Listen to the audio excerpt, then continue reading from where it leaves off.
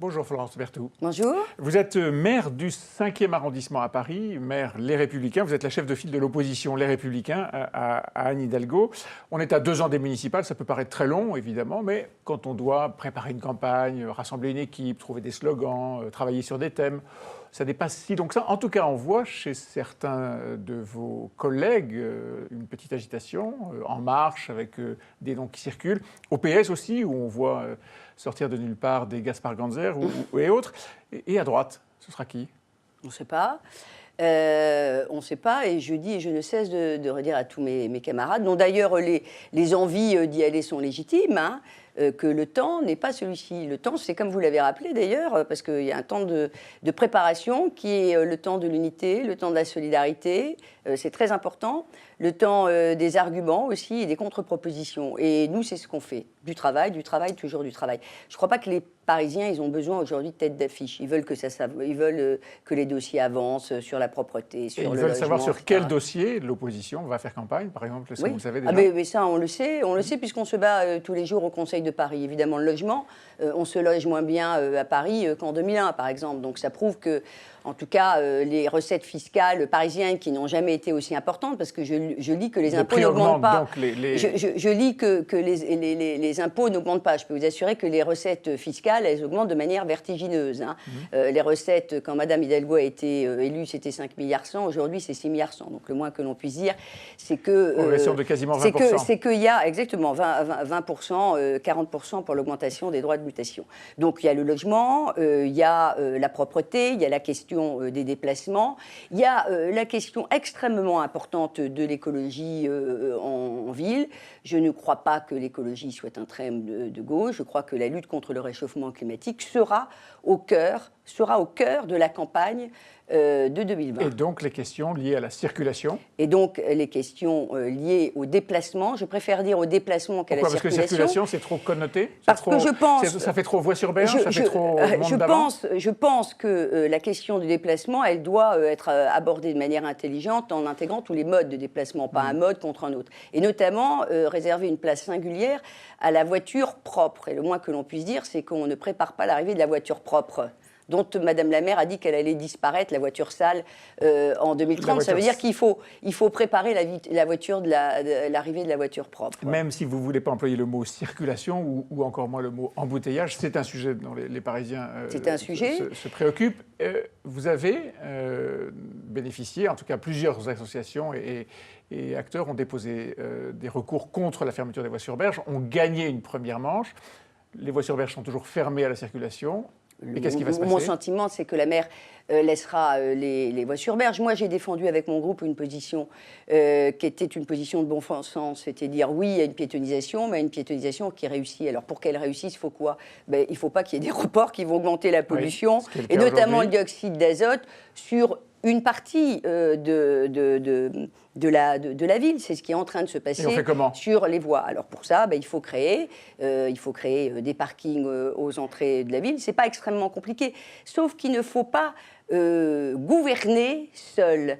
Il faut diriger une ville avec des partenaires. Ça veut dire avec la petite couronne, ça veut dire avec la région.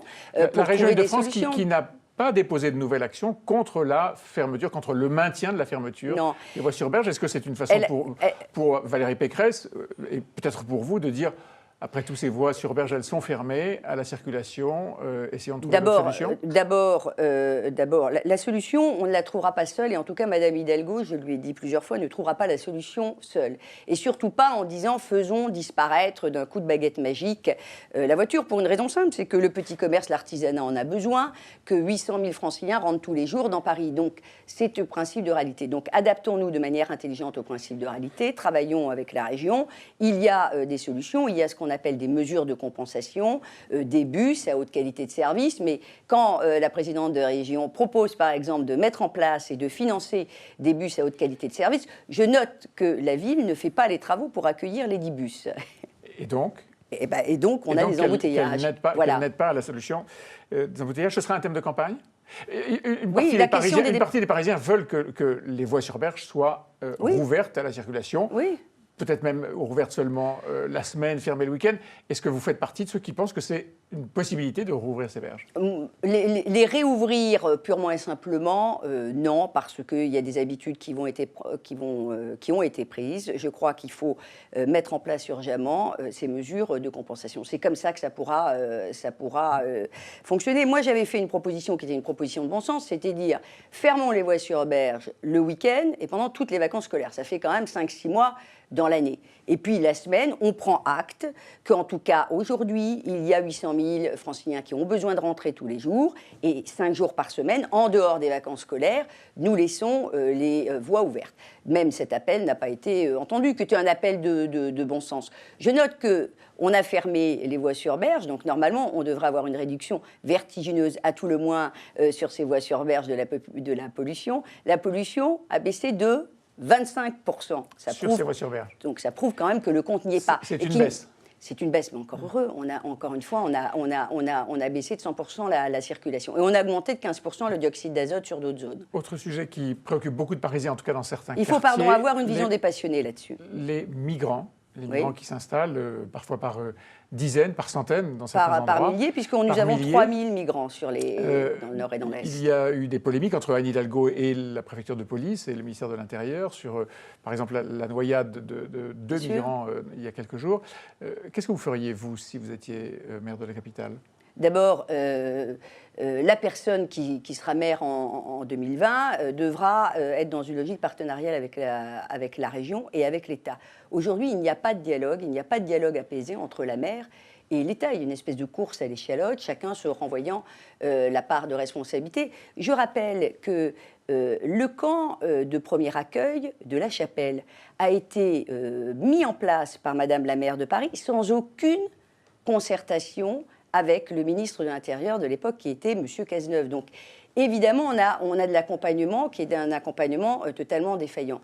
J'attends beaucoup, en tout cas, des camps qui ont vocation, encore une fois, à ne pas accueillir de manière pérenne tous les migrants, et notamment les migrants économiques, qui restent singulièrement très longtemps, voire toujours sur notre territoire. J'attends beaucoup des 4 camps de centres de séjour, d'hébergement de jour, qui sont mis en place à Paris. Multiplier les camps, faire en sorte qu'ils soient provisoires et les multiplier ? Non, il faut avoir une politique d'installation qui soit sur le parcours du migrant, on le sait très bien, et puis surtout, c'est un problème complexe et c'est un problème pérenne, donc il faut avoir des solutions pérennes avec l'Europe, ce qui n'est pas le cas aujourd'hui. Au moment de la polémique sur les transports, Anne Hidalgo a annoncé la gratuité assez rapide pour la plupart des Parisiens dans les transports.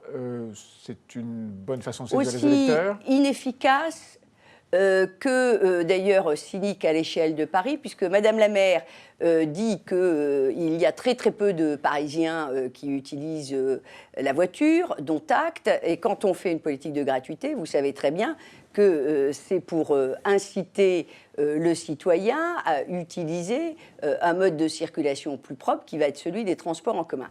Et puis surtout, cette mesure aurait coûté au moins 1 milliard d'euros par an, vous m'entendez bien, 1 milliard aux contribuables parisiens. Donc ça ne va pas sortir comme... Donc ça, vous êtes contre ?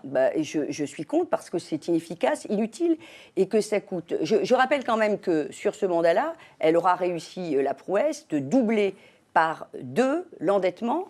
On sera passé à 8 milliards d'euros. Vous savez ce que c'est 8 milliards d'euros ? C'est une année de budget de fonctionnement de la ville. Est-ce qu'on va pouvoir continuer longtemps cette course à la dépense ? On voit quand même que le bilan de Anne Hidalgo commence à être construit et critiqué. La campagne est véritablement commencée. Merci Florence Berthoud. Merci.